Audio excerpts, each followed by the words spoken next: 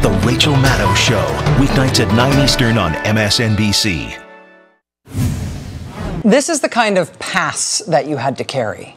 It had your fingerprints on it and your photo and who you worked for and where you lived and where you were allowed to go and when you were allowed to go there and for how long and for what purpose. Starting in 1950, with the Population Registration Act, everybody in South Africa had to register with the government by race. A racial review board, essentially, would give you a look, decide what race they would say that you were, and they would give you a racial ID card, so you would know which laws applied to you and what you were allowed to do. But as of 1952, every black person in the country over the age of 16 had to have not just a racial ID card like everyone else, but also this passbook, which any white person could demand to see at any time. And if you were found to be in a place that was not just reserved for black people, if your passbook did not explain that you had explicit permission to be there as a non-white person, then it was illegal for you to be there, and you could be arrested just for existing. Just not having your passbook on you at all times was also grounds to be arrested and thrown in jail. The pass laws meant that by virtue of being black in South Africa, you were presumed to be a criminal unless you could prove otherwise by having the proper paperwork. And any white person could challenge you anywhere for any reason. And if you did not have the passbook, if you did not have the right documents, if you didn't have the right written permission to be where you were when you were there, then you could be put in jail. Passbook laws had been around on and off in South Africa since the 18th century. And the structure was always the same. White people never needed them. White people could go wherever they wanted. But non-white people needed essentially a permission slip, an internal passport. Papers, please. Passbook laws of various kinds were not new. But at the end of World War II, the election in South Africa in 1948 unexpectedly brought to power a nationalist government that had run explicitly on a platform that they called apartness. The word apartness in their language was pronounced apartheid. And so when the so-called National Party came to power in 1948, they started codifying immediately all the various ways that they could separate the population by race and treat people according to the ways that they thought the various races should be treated. In 1949, the Prohibition of Mixed Marriages Act, which banned people of different races from getting married to each other.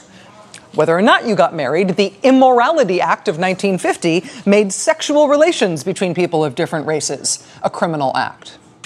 Also in 1950, the Population Registration Act, which made everybody in the country register by race and receive an official racial classification. Black, white, Indian, or colored. Those were the four categories, and then there were a million subcategories beneath those. I should say, not beneath white, of course. White was just white. But for everybody else, it could be a little complicated, depending on what your review board thought of you. Also in 1950, the Group Areas Act, which geographically partitioned the country along racial lines. That one formed the basis for the state forcibly relocating people within the country by race. In 1953, the Reservation of Separate Amenities Act. So that's 1953. That's the year before the U.S. Supreme Court declared that separate educational facilities are inherently unequal. The year before we said separate but equal was dead, South Africa codified it explicitly for their nation. The apartness, the apartheid system of separate schools, separate hospitals, separate beaches, separate buses, separate park benches, separate everything assigned to specific races. And the lion's share of everything, and of course the best of everything, reserved only for the white minority. Black people had no right to vote. People classified as colored.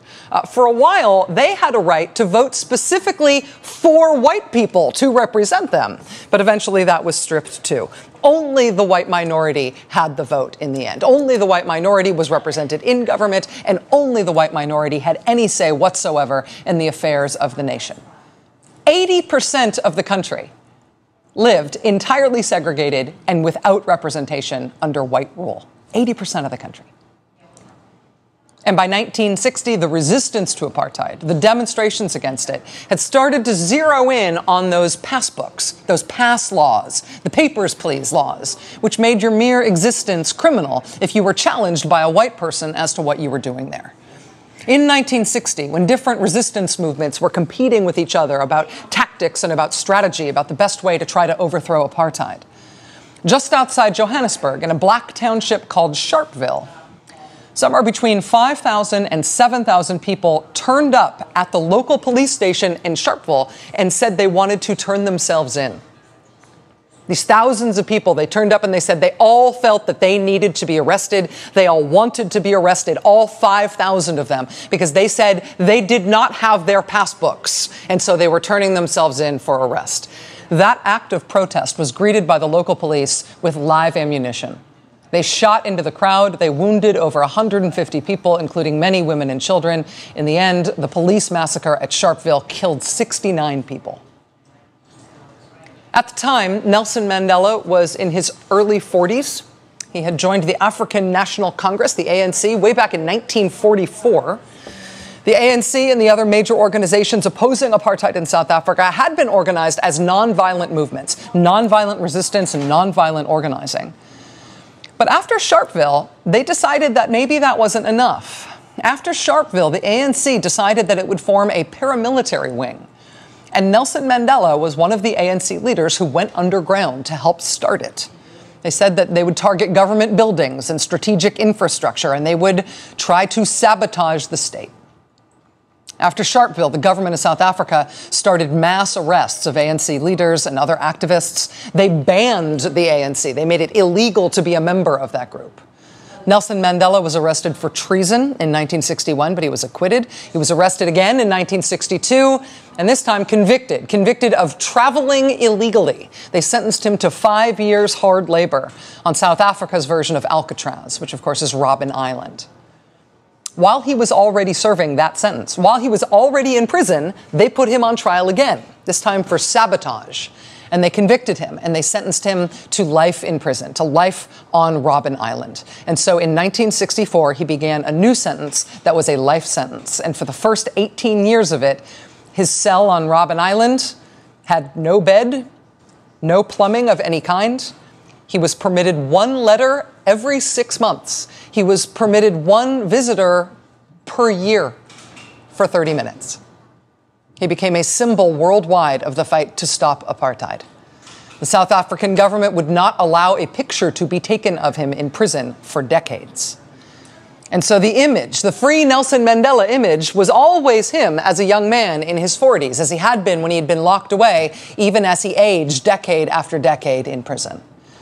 He served 27 years in prison, 18 of them at hard labor in that island cell, before South Africa was finally ready to give up apartness, to give up apartheid. And when F.W. de Klerk was elected president of South Africa in 1989, it was essentially to relent, to finally at least start to give up the arcane and brutal racial system that South Africa invented. It's hard to remember, but really invented after World War II, after Hitler, and that they fought for 50 years against the people that they subjugated with that system. F.W. de Klerk was elected in 1989. He then legalized the ANC. He unbanned the organization. And in February of 1990, he visited then 71-year-old Nelson Mandela, still imprisoned 27 years later, and he told him that he was going to set him free the next morning. And on February 11th, 1990, Nelson Mandela emerged. I now present to you the great leader who has been in jail for 27 years. Amandla in Africa.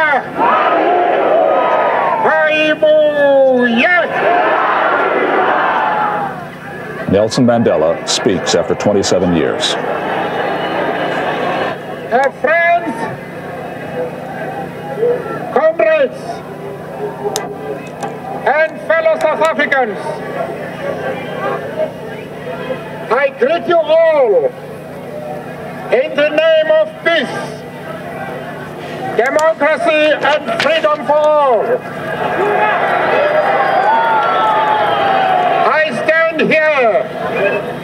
before you, not as a prophet, but as a humble servant of you, the people. After 27 years in prison, when Nelson Mandela was released, he led the negotiations for the ANC for the end of apartheid. And apartheid was dismantled. And on the 27th of April in 1994, Nelson Mandela was elected the new president of South Africa in the first election ever held in that country, where all adult citizens were welcome to vote regardless of race. Millions of people waited in line to vote, in voting that took 3 days. And April 27th is now a national holiday in South Africa. It's called Freedom Day. And when it came time to sign the new constitution for South Africa, which eliminated all vestiges of law by race, President Nelson Mandela went to Sharpeville to sign the Constitution. Today, at the age of 95, Nelson Mandela died at home in South Africa, at his home in Johannesburg. His family says it was his wish to be buried in the town where he was born. Joining us now is Congressman John Lewis, Democrat of Georgia and civil rights leader. Congressman Lewis, thank you for being with us here tonight in this historic day. Well, thank you very much, Rachel, for having me, and thank you for that rich history, telling the story, what happened and how it happened. It is very moving. I have to ask, after your long career, especially as a young man in the South and the American civil rights movement, how did Nelson Mandela's work inform your own? What has he meant to you over the years? What's been the interplay between our civil rights movement and his struggle? Well, the leadership, the vision, the commitment, the dedication, the inspiration of this one man meant everything to the American civil rights movement. I remember as a young student in Nashville in 1962 and 63 and 64, we said if Nelson Mandela can do it, we can do it. We identified with the struggle. And when I met him for the first time, he said to me, "John Lewis, I know all about you. I followed you. You inspired us." I said, "No, Mr. Mandela, you inspired us." So that was this unbelievable relationship between what was happening in America and what would happen in South Africa. We would say from time to time, the struggle in Birmingham, the struggle in Selma is inseparable from the struggle in Sharpeville. One of the reasons I wanted to talk to you today, Congressman, was reading about and thinking about and trying to understand the importance of those decisions that were made by Mandela and other ANC leaders and other anti-apartheid leaders after Sharpeville, when they decided that nonviolence wasn't enough. They had been committed to nonviolence in the way that you have been so overtly committed to nonviolence throughout your life, throughout those struggles, even in the face of incredible physical brutality. And they decided when they saw those people massacred that they needed some sort of military response as well. It never ended up being the key part of their response to apartheid, but they made that hard decision. How international were those discussions about the importance of nonviolence and whether or not it was enough to overthrow governments and to change the world? Here in America and around the world, there was ongoing discussion about the way of peace, the way of love, the way of nonviolence, appealing to people to not to give up. But Mr. Mandela and the people of South Africa learned, and staying in prison 27 years, he came out committed to the way of peace, to the way of love, to the way of nonviolence, to the way of reconciliation.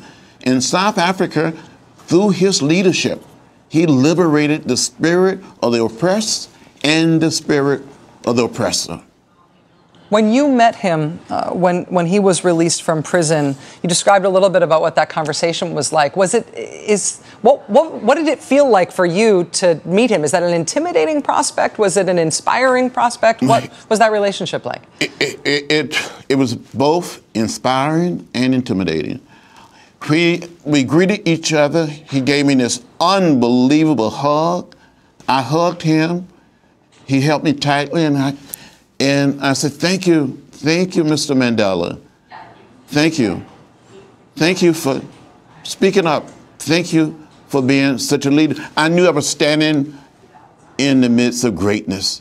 So I was a little nervous about meeting him.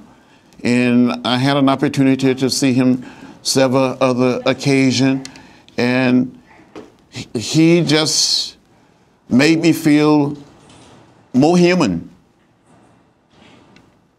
Congressman John Lewis, you were the person I wanted to talk to more than anybody else tonight. Thank you so much for being with us, sir. I really appreciate you being here. Well, thank you. Thank you. All right, we've got so much more ahead. Please stay with us. Lots to come. I went to see the man who organized this stay-away, a 42-year-old African lawyer, Nelson Mandela, the most dynamic leader in South Africa today. The police were hunting for him at the time, but African nationalists had arranged for me to meet him at his hideout. He is still underground. This is Mandela's first television interview. I asked him what it was that the African really wanted. The Africans want the franchise on the basis of one man, one vote. They want political independence. Do you see Africans being able to develop in this country without the European being pushed out? We have made it very clear in our policy that South Africa is a country of many races. There is room for all the various races in this country.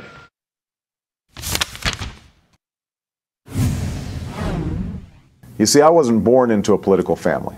I was not active in student government in high school. But when I was in college, there was one issue that moved me for the very first time in my life to become politically active and play a small leadership role in my community. The issue was apartheid. And as a young college student, I became involved in the divestment movement in the United States. I remember meeting with a group of ANC leaders and hearing stories of their struggles and of their leader, Nelson Mandela. That was a video birthday message that President Obama prepared for Nelson Mandela back in 2008. We've got much more ahead. Please stay with us.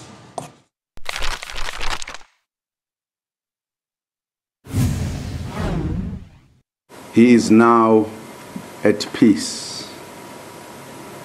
Our nation has lost its greatest son. Our people have lost a father. Although we knew that this day would come, nothing can diminish our sense of a profound and enduring loss. South African President Jacob Zuma earlier tonight announcing the death of Nelson Mandela in South Africa. Mr. Mandela was hospitalized this past June because of a recurring lung infection. In late June, his condition went from serious to critical, and at one point, Mr. Mandela was placed on life support. His family gathered, seemingly getting ready to say goodbye. For several days in late June, the whole world braced for the news of Mr. Mandela's passing. World leaders from President Obama to the UN Secretary General Ban Ki-moon offered prayers and remembrances. But Mr. Mandela held on this summer. By the time of his 95th birthday on July 18th, with crowds gathered outside his hospital room in Pretoria to sing to him, to celebrate his life, Mr. Mandela was described by then as responding to treatment, and his doctors said he was steadily improving. By August, Mr. Mandela was breathing normally, and although he was still battling the lung infection that had hospitalized him in the first place, in August he was, on the 1st of September, he was discharged from the hospital so that he can continue to receive intensive care at home in Johannesburg. After he died at his home today in Johannesburg, his home there is where South Africans have gathered tonight. We enter into a covenant that we shall build a society in which all South Africans, both black and white, will be able to walk tall without any fear in their hearts, assured of their inalienable right to human dignity. A rainbow nation at peace with itself and the world.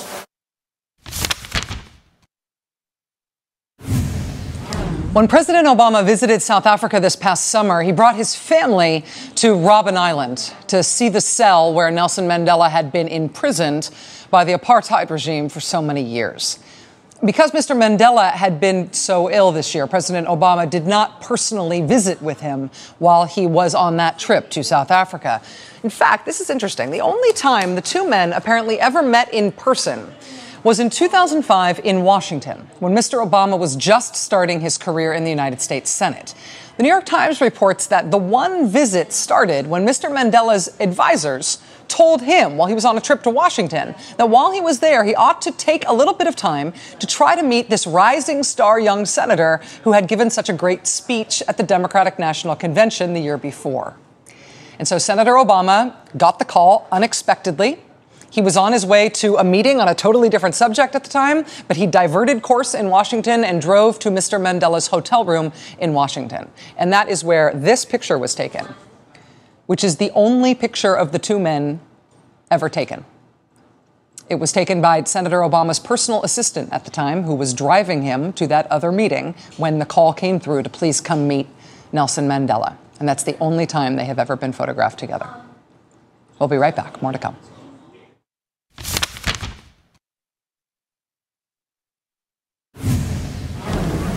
10 days ago, my delegation, my wife, and I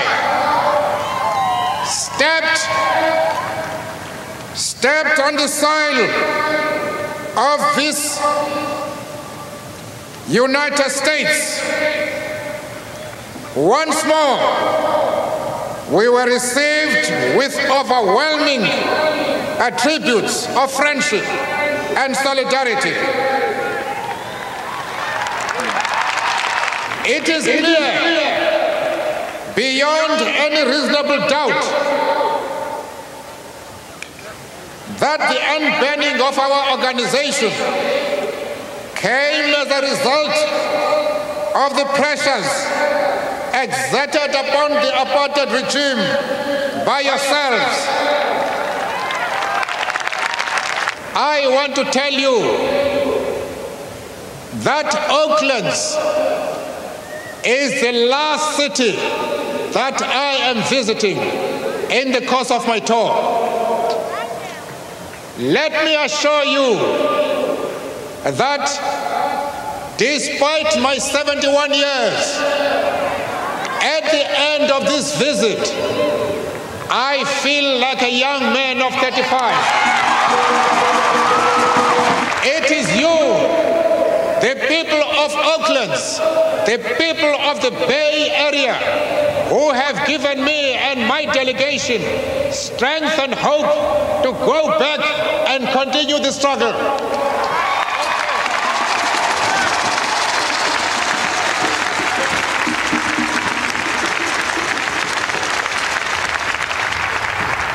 You must remember that you are our blood brothers and sisters.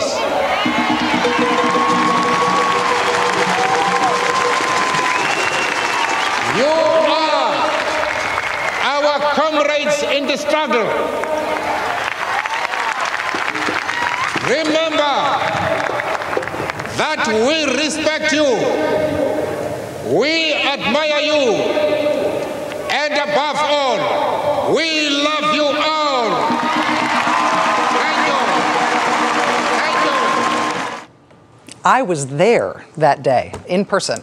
I was 17, and the Oakland Coliseum, of all places, in Oakland, California, was Nelson Mandela's final stop on a tour of the United States that he took upon his release from prison after 27 years. This was less than 6 months after he was freed from prison. He's in his 70s. He'd not been free in decades, and he took this exhausting tour. And you would not think of the Bay Area and Oakland as being must-do stops on that kind of a tour. But Nelson Mandela, upon getting out of prison, made a specific point of traveling to Oakland, California, because Oakland, California, and Berkeley and San Francisco all had passed municipal policies that insisted on divesting stock from any company that did business in South Africa. Even the longshoremen at the West Coast ports in California, had refused to unload South African goods coming into the ports of the Bay Area, all in protest of the apartheid system, all to try to support the fight against it in South Africa, all to try to pressure the apartheid government to give up. And so Nelson Mandela came all the way to Oakland to say thank you for doing that. It mattered. It is part of why I am free, and it's part of why apartheid is ending. And that decision about divestment was not an uncontroversial one in American politics at the time. President Ronald Reagan was vehemently opposed to that strategy. He and British Prime Minister Margaret Thatcher actively opposed sanctions against the apartheid regime. Margaret Thatcher went so far as to call Nelson Mandela a terrorist, but that's another story. But under Margaret Thatcher and Ronald Reagan, the United States and the United Kingdom both voted at the UN to block international sanctions against the South African regime. Despite their opposition, though, by the late 1980s, there was enough public momentum in favor of blocking trade to South Africa. There was enough public momentum in favor of it that the U.S. Congress passed something called the Comprehensive Anti-Apartheid Act in 1986. It banned all new investment in South Africa. It blocked the importing of most South African goods. And President Reagan was vehemently against it. He went so far as to use his presidential veto to try to stop it. Mr. Reagan on Friday vetoed a bill that imposes economic sanctions on South Africa. The bill limits U.S. investment in South Africa and bans U.S. imports of South African uranium, coal, steel, and agricultural products. Mr. Reagan is opposed to the sanctions, but he must convince at least 20 senators to change their positions if the veto is to be sustained. Both sides say that is unlikely. President Reagan's veto was not sustained. It was overridden by an overwhelming vote in both the House and the Senate, including many, many, many members of his own Republican Party. It was the first override of a presidential veto on a foreign policy issue in the century. And anti-apartheid leaders credit those sanctions and credit the private divestment movement around the United States and around the world with bringing about the pressure and the isolation that was necessary to eventually humble the apartheid regime, to humble the ruling South African government and bring them to the negotiations that eventually freed Nelson Mandela and brought an end to the apartheid system. The fight here to do that was nothing compared to the fight in South Africa, but politically it was a heck of a fight here too. Joining us now is former California Congressman and former Oakland Mayor Ron Dellums. He was the sponsor of the 1986 Anti-Apartheid Act. Congressman Dellums, it's nice to see you. Thank you very much for being here. It's my honor to be here. I'm one of your great fans, my friend. Well, thank you. Tell me what led you to sponsor the Anti-Apartheid Act in 1986? A little-known fact in history is that a group of African-American employees of the Polaroid company, which took pictures that were in the passbooks of black South Africans during the apartheid regime, were inspired by the organization of the Congressional Black Caucus in late 1971. They came down to Washington, D.C. because they were concerned about trying to make a statement of divestment of Polaroid and its partnership in the apartheid, cooperation in the apartheid effort.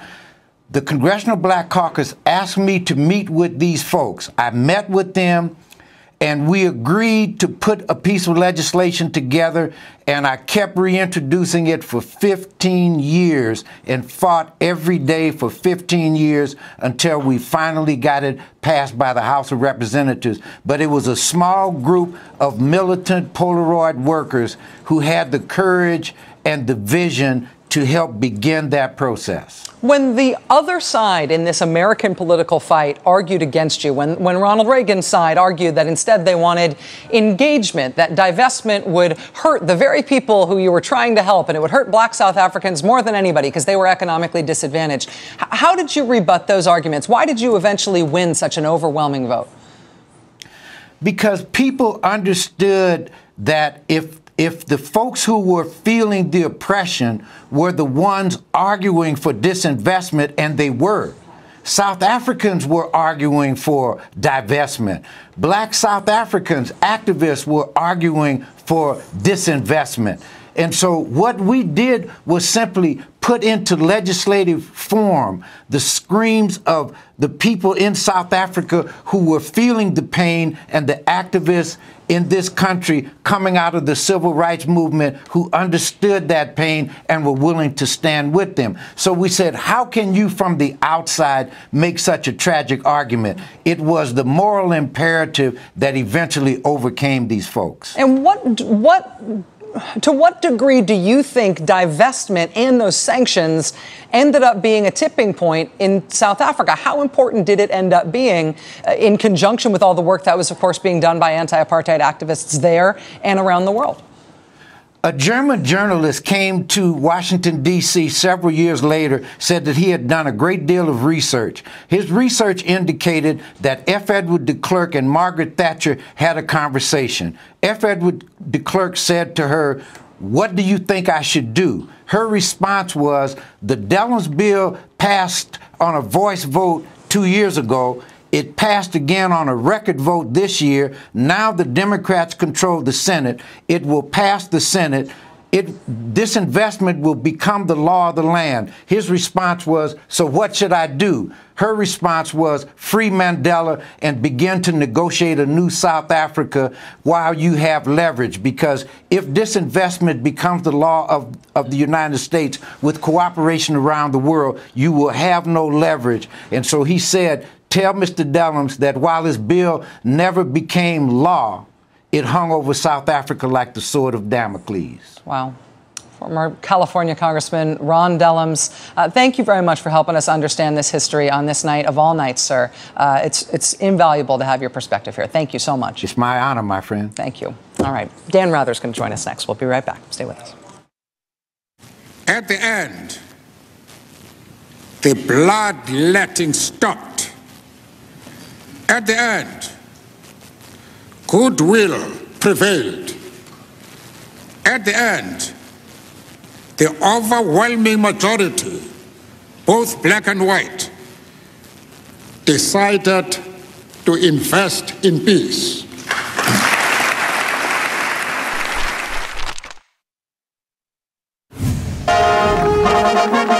Nelson Mandela arrives in America, a ready-made hero with a strong message. South Africa shall be free. This is NBC Nightly News with Tom Brokaw, reporting tonight from NBC News headquarters in New York. Good evening. Nelson Mandela was honored by New York City today in a way usually reserved for presidents, astronauts, and hometown World Series champs. He came here to continue his campaign against apartheid, and President Bush said today that U.S. sanctions would stay on until certain additional steps are taken. But for the most part, this was a day to celebrate Mandela. The man who spent 27 years in prison was given a hero's welcome. Governor Mario Cuomo calling him a symbol of the indestructibility of the human spirit. The 71-year-old Mandela seemed tired, not quite ready for it all. Jesse Jackson gave him a hand with his tie. Mandela urged the United States to maintain its tough policy against South Africa as blacks there struggle for equality. And the only way in which we can work together on this difficult road is for you to ensure that sanctions are applied. Mandela and his wife Winnie stopped by a Brooklyn high school. They were greeted by 10,000 people. Then New York City honored Mandela as no other city can. A ticker tape parade up Broadway. Mandela said he knew he had friends in New York, but never dreamed he was so loved. The key to the city from Mayor David Dinkins. Mandela then talked of unlocking the shackles of apartheid. We want our new South Africa to be a country which vanishes forever. Racism in all its forms. South Africa shall be free. The struggle continues. A luta continua. Thank you. I am one of the countless millions who drew inspiration from Nelson Mandela's life. My very first political action, the first thing I ever did that involved an issue or a policy or politics was a protest against apartheid. I would study his words and his writings. The day he was released from prison gave me a sense of what human beings can do when they're guided by their hopes and not by their fears. And like so many around the globe, I cannot fully imagine my own life without the example that Nelson Mandela set. And so long as I live, I will do what I can to learn from him. Joining us now is Dan Rather, a man who has interviewed Nelson Mandela numerous times over the years, covered his life and times intensively. Dan is now the anchor of the special series, The Big Interview on Access TV. Of course, he's also the former anchor of the CBS Evening News. Mr. Rather, it's great to have you here. Great to be back with you, Rachel. I wanted to play that footage, that contemporaneous footage of him arriving in the United States after being freed. I didn't want to show you because I didn't want you to feel like you were up against your younger self at the time. I appreciate that. I do feel like I'm setting you back up against Brokaw in a way. Well, my friend Tom Boker did a great job that day. Yeah. Great job. Well, I have to ask you, just having met him a number of times, having interviewed him a number of times, just your overall reaction to his passing, to his having lived to be 95, and to what he came to mean to the world before he died. Well, Nelson Mandela was and remains in a straight historical line that runs from Mahatma Gandhi through the Reverend Dr. Martin Luther King Jr. to the Mandela era, if you will, a towering figure in the last half of the 20th century and through the first decades of the 21st century, a towering figure because of his character and his determination to change the balance of power, if you will, in terms of racial justice. When you interviewed him after his release from prison in 1990, what do you remember about what do you remember about that personal encounter with him? I mean, I'm struck by what Governor Mario Cuomo said at the time, the indestructibility of the human spirit. I mean, he was not a world-famous man when he went to prison. No. He became famous in prison, spending 18 years on Robben Island, another 9 years in prison after that, never broken, always expected to be able to take up the leadership mantle after all that time and proved worthy of it. It was something about his human resilience which made him super heroic. Well, resilience is a word that will always be associated with Nelson Mandela. That and determination and also forgiveness. Through a colleague and friend, I was with Nelson Mandela in his home when the night he first came back to his home. And I was struck by how calm his demeanor was, how often he spoke of forgiveness. If there was any sense of revenge or payback in the man, it was not apparent. I don't think there was any. Now, he was the first to say, and he said that night, and he said continually afterward, he was an imperfect person, an imperfect leader. He'd engaged in violence, which he later regretted. He made his mistakes. But he was all about forgiveness. My most vivid memory of him that night was his absolute determination for reconciliation in his country and a sense of forgiveness. Now, a few days later, I had a one-on-one on-camera television interview with him, and he expanded on that. He talked eloquently about the desire for South Africa to move forward in the future. He had no illusions. It was going to take a lot to reconcile the country, but of course he accomplished that before his death.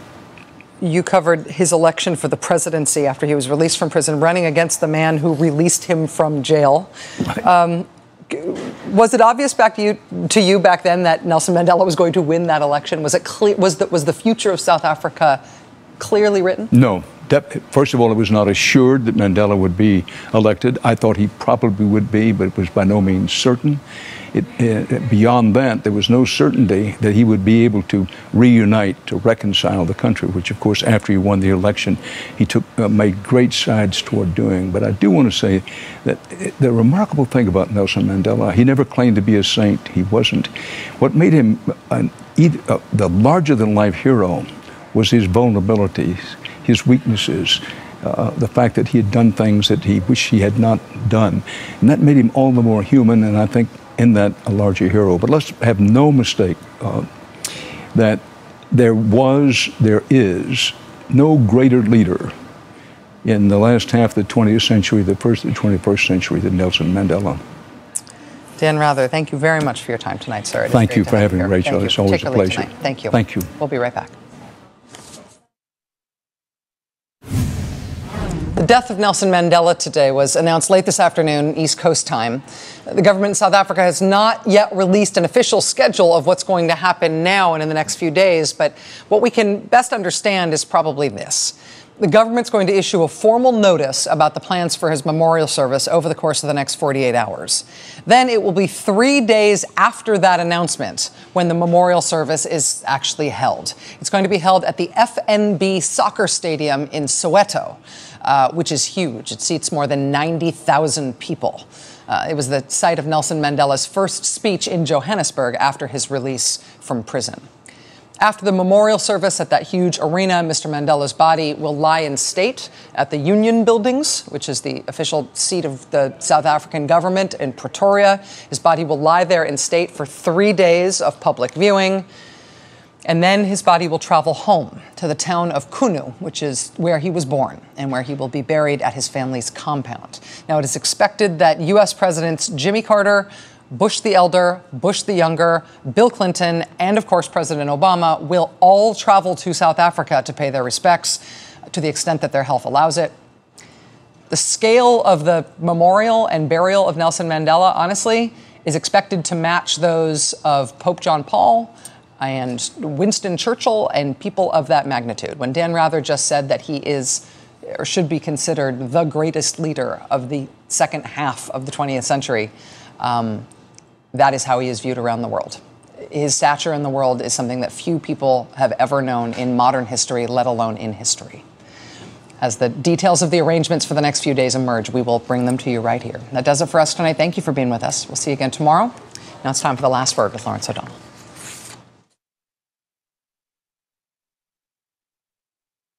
The Rachael Maddow Show, weeknights at 9 Eastern on MSNBC. At Nelson Mandela's memorial service today in Johannesburg, President Obama was one of 5 heads of state to speak today, and he was greeted with a huge ovation. We would now like to welcome to the stage and to the podium and ask him to address us, and that is our very son of the African soil, President Barack Obama.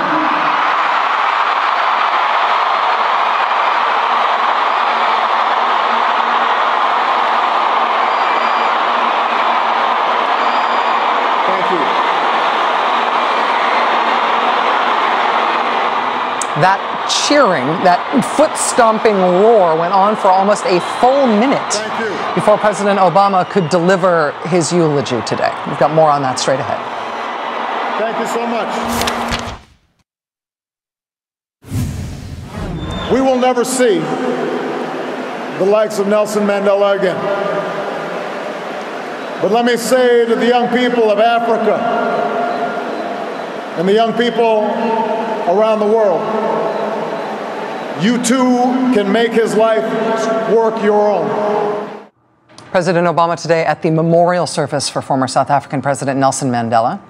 The political reaction in this country to Mr. Mandela's death has been one of near universal praise for him and for the example he set throughout his life. And as nice as that reaction feels, it would be weird and wrong if that reaction obscured the uncomfortable historical fact that support for Nelson Mandela's political cause, support even for Nelson Mandela's personal freedom in his lifetime, was no sure bet in America, especially on the American right. And this is something that has sort of disappeared down the memory hole, but if you needed to be reminded of it, you can look no further than the American far right today. Here, for example, is the cover of this week's edition of the WorldNet Daily magazine. They have one. This is their commemorative Nelson Mandela edition. See? Icon. Get it? Nelson Mandela was a con man. He was a communist wolf in sheep's clothing who managed to fool the world. He was a con artist.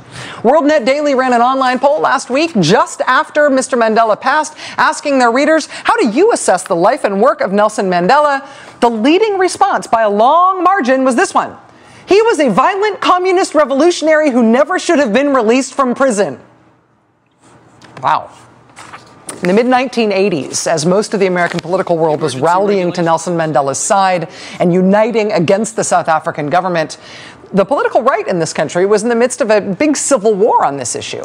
The Republican president at the time, Ronald Reagan, was adamantly opposed to sanctions against the apartheid government. He had serious backup from the religious right, which amazingly found itself in solidarity with South Africa's racist government.